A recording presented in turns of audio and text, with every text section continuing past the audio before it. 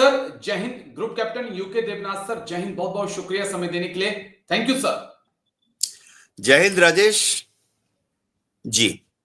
जी बस क्योंकि एयरफोर्स को लेकर मैं आपके साथ चर्चा कर रहा था, तो क्या क्वालिटी चाहिए होती है एयरफोर्स का पायलट बनने के लिए? अगर कोई हमारे अग्निवीर भाई या जो हमारे यंग बच्चे हैं वो चाहते हैं कि मुझे एयरफोर्स के अंदर पायलट बनना है, हम देखते हैं कि कई हर साल वैकेंसियां निकलती हैं, कई बच्चे क्वालिफाई करते हैं कि नहीं कर पाते हैं।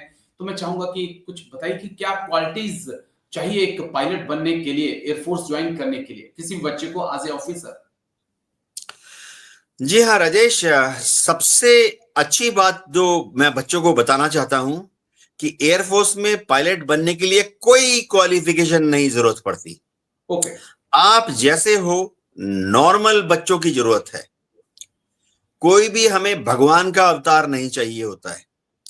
हाँ, बच्चा पढ़ाई लिखाई में ठीक ठाक हो, 60%, 70%, 80% 12वीं में ले आए, हम खुश हैं। इसी तरह से बहुत बच्चे सोचते हैं पता नहीं रिटन टेस्ट में पास होंगे कि नहीं। रिटन टेस्ट बहुत सिंपल होता है। जो नॉर्मल एनसीईआरटी का सिलेबस होता है, जनरल नॉलेज का, मैथ्स जी का, फिजिक्स का, केमिस्ट्री का, नॉर्मल एनसीईआरटी की जो बुक का सिलेबस होता है वो 12वीं क्लास का, वो ही रिटन टेस्ट में आता है। रिटन टेस्ट यूपीएससी से करवाते हैं। आउट ऑफ सिलेबस कुछ नहीं आता। ऐसा कुछ नहीं है जिसमें कि बहुत ज्यादा नॉलेज की जरूरत हो अगर आप एनडीए के थ्रू ज्वाइन कर रहे हैं। इसी तरह से अगर आप पायलट बनना चाहते हैं एयरफोर्स में ग्रेजुएशन के बाद, तो आप एफ कैट ज्वाइन कर सकते हैं, एग्जाम दे सकते हैं, या सीडीएस के थ्रू भी ज्वाइन कर सकते हैं। नॉर्मल ग्रेजुएशन का जो सिलेबस होता है यूजीसी का, जी यूनिवर्सिटी ग्रांट कमीशन का जो रिकॉग्नाइज्ड कॉलेज का नॉर्मल यूजीसी वाला सिलेबस होता है, उससे सवाल आते हैं। मैं क्यों जोर दे रहा हूं? क्योंकि बहुत भ्रांति है राजेश। मैं भी क्लास लेता था बच्चों की जिन्होंने एनडीए और आईएमए ज्वाइन करना है। कुछ ऐसी धारणा है कि पता नहीं कोई सुपीरियर कैपेसिटी होनी चाहिए, और मेडिकल तो पता नहीं ऐसा होता है। ऐसा कुछ नहीं है। एकदम नॉर्मल बच्चा चाहिए। 32 दांत ना हो तो 30 भी चलेगा, 30 नहीं हो तो 28 दांत भी चलेंगे। नॉर्मल हाथ पैर चाहिए, कोई हमें पहलवान नहीं चाहिए। मेडिकल में नॉर्मल आंख चाहिए, नॉर्मल सामान्य आंख, यानी चश्मा ना। बिल्कुल। नॉर्मल कान चाहिए, यानी कोई अगर बातचीत कर रहा है, थोड़ा फुसफुसाहट करके बात कर रहा है तो सुनाई देना चाहिए। तो मेडिकल जो होता है नॉर्मल होता है। इसमें ऐसा कुछ नहीं है कि बस उसके हार्ट को ऐसा होना चाहिए, किडनी को ऐसा होना चाहिए और लीवर ऐसा होना चाहिए। Normal heart, normal kidney, normal सुसु, ठीक है। ठीक सर। हाँ, और सबसे बड़ी बात, सबसे ज्यादा बच्चे डरते हैं एसएसबी से, सर्विस सिलेक्शन बोर्ड। मैं सारे बच्चों को बोलता था एसएसबी में जस्ट जाओ नॉर्मल, कोई नॉलेज की जरूरत नहीं पड़ती। बच्चे कैसे एसएसबी में रिजेक्ट हो जाते हैं मैं ये बताना चाहता हूं। ठीक है। कुछ बच्चे वहां जाके एबनॉर्मल हो जाते हैं, या तो शर्मा जाते हैं या झेप जाते हैं। हिंदी में एक शब्द है ना झेपने का, या वो थोड़ा शर्मीले हो जाते हैं, या ज्यादा या एक्टिव हो जाते हैं। हाँ उल्टा भी होता है। कुछ बच्चे ज्यादा ओवर कॉन्फिडेंट दिखा देते हैं, बच्चे ज्यादा ओवर एक्टिव हो जाते हैं। नहीं, आप नॉर्मल रहो, ठीक है, ठीक। नॉर्मल रहो। अच्छा, ये भी नहीं कि एसएसबी में बहुत नॉलेजेबल सवाल पूछते हैं। आपसे एसएसबी में जो सवाल पूछे जाते हैं, किन्होंने नहीं पूछना है आपसे कि टैंक के गोले का वजन कितना होता है? किन्होंने ने आपको पूछना कि तोप के बैरल का साइज क्या होता है? ये पता नहीं बच्चे एसएसबी के लिए तैयार करते हैं। पिछले 20 आर्मी चीफ का नाम रट्टा मार रहे थे। आपसे कोई भी आप पिछले 20 आर्मी चीफ का नाम नहीं पूछेगा इंटरव्यू के दौरान, ठीक है।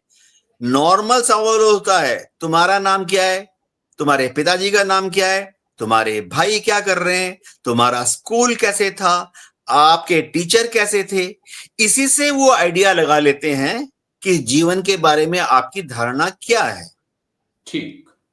कोई कॉम्प्लिकेटेड सवाल नहीं पूछते कि भाई 100 गुणा में 32 गुणा में 18 भाग 0.5 उसका अंडर रूट करके स्क्वायर करके बताओ, ऐसा कोई सवाल नहीं होता। ठीक है बच्चों, डरो मत, नॉर्मल रहो, हाँ सिंसियर रहो। अब मैं राजेश 1 मिनट लेके और बताऊंगा। यूपीएससी का एग्जाम होता है, रिटन टेस्ट होता क्या है मैं बताता हूं। पहला जो एग्जाम होता है उसमें क्लासरूम जो होता है ना, यूपीएससी वाले किसी भी स्कूल में या कॉलेज में एग्जाम होता है, आप देखो वहां जो पहला टेस्ट होता है ना, रिटन टेस्ट, 40 बच्चे होते हैं। उसके बाद ही 40 में से 10 को लगता है यार छठ, यार मेरा तो पेपर खराब हो गया, तो मैं क्या करना, वो सेकंड पेपर के लिए आते ही नहीं। सेकंड पेपर में अंदर 40 के बैठने की जगह है, आप हैरान हो जाओगे, 25 बच्चे आते हैं 40 में से सेकंड पेपर के लिए, 15 तो वहीं हार गए। हारना नहीं है, मैं बच्चों को बताना चाहता हूं, अगर आपके हर पेपर में 40% नंबर आते हैं 100 में से, आपको इंटरव्यू के लिए बुलाया जाएगा। ओके। अच्छा, फाइटर पायलट बनना है, पायलट बनना है, इतना आसान टेस्ट होता है पीएबीटी का। बच्चे समझते हैं पता नहीं क्या, अरे सारे बच्चों ने वीडियो गेम खेला होता है। अगर एक नॉर्मल बच्चा एक नॉर्मल वीडियो गेम खेल सकता है, यानी सामने स्क्रीन पर जो लाइट है उसको थोड़ा इधर हिलाया तो लेफ्ट में चला गया, थोड़ा इधर हिलाया तो राइट में चला गया, झटके से नहीं करना है, आराम से करना है।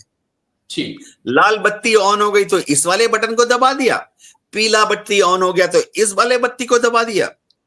आपको वहां पे एक गुरुजी आके बताते हैं क्या करना है। पीएबीटी की बात कर रहा हूं, पायलट एप्टीट्यूड बैटरी टेस्ट। फिर आपको वहां पर एक खुद ट्रायल करने का अनुमति दिया जाता है कि प्रैक्टिस कर लो। प्रैक्टिस के दौरान आप पूछ सकते हैं, गुरुजी ये लाल बत्ती आने पे कौन सा बटन दबाना है? गुरुजी ये तो लेफ्ट को ही भाग गया, इसको क्या करूं? तो गुरुजी बताएंगे कि उसको तू आस्ते से लेफ्ट ले जा, झटके से लेफ्ट मत के लेके जा। फिर पीएबीटी इतना आसान होता है राजेश, मैं बताता हूं, आपको 3 मौके दिए जाते हैं। ओके। और तीन जो मौके दिए जाते हैं पीएबीटी का, उसमें जो सबसे बेस्ट स्कोर होता है वो काउंट होता है। ओके।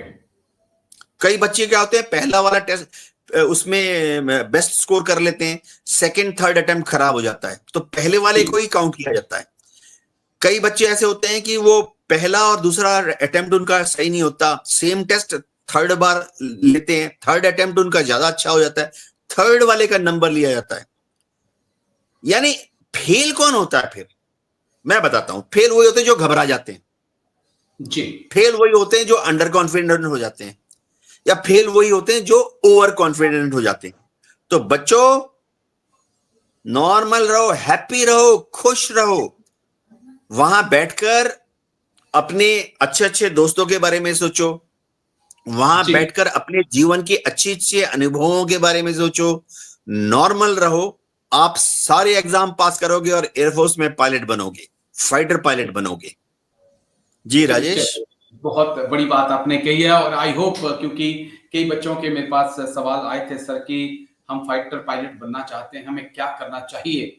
उसमें कुछ मेरे अग्निवीर भाई भी शामिल थे। तो चलिए, शुक्रिया इसके लिए सर कि आपने इतनी तफसील से जो पूरी जानकारी दी है। थैंक यू सर, जय हिंद। Thank you sir.